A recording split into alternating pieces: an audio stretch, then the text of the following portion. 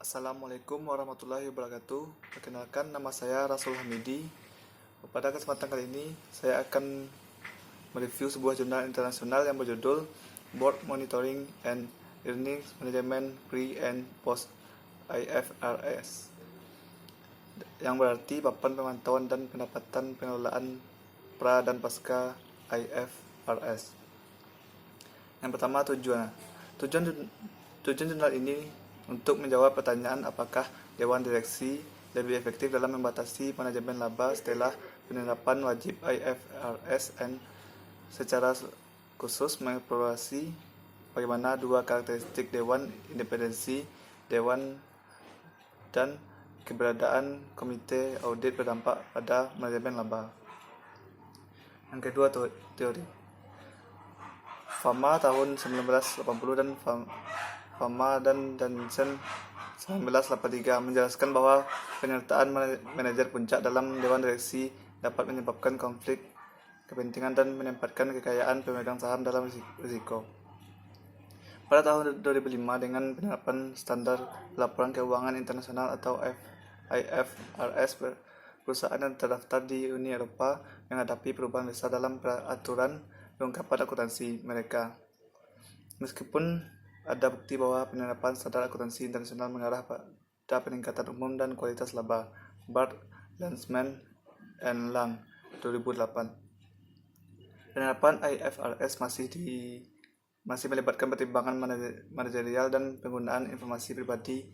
Daske, Hale, Leos, and Verdi tahun 2008. Sehingga meninggalkan perusahaan dengan sejumlah besar kebijaksanaan.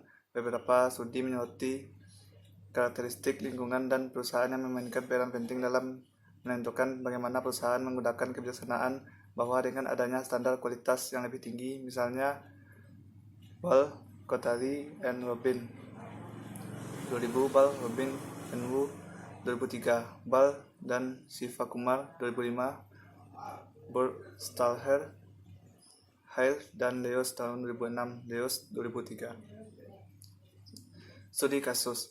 Studi ini didasarkan pada sampel dari 222 perusahaan unik yang terdaftar di Italia yang secara wajib beralih dari GAAP Italia ke IFRS pada tahun 2005. Dengan berfokus pada satu negara, kita dapat mengisolasi dengan lebih baik dampak penerapan standar baru di Dewan Direksi kegiatan pemantauan, karena sebagian besar faktor institusional dan lingkungan lainnya tetap konstan dalam periode yang diselidiki.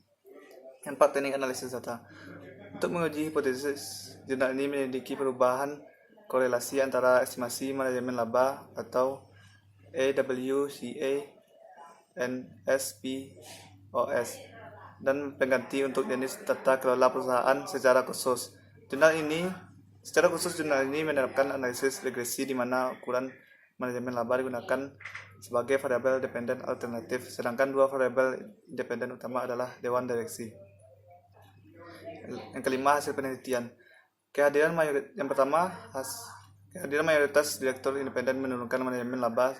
Setelah pengenalan IFRS, direktur independen lebih efektif dalam membatasi manajemen laba.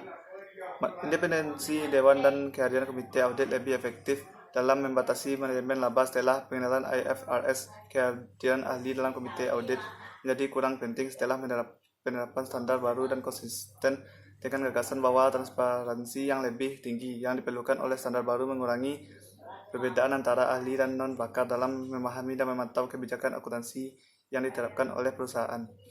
Independensi Dewan dan keberadaan komite audit pada akrual diskresioner untuk periode pasca IFRS relatif terhadap periode pengenalan pra IFRS.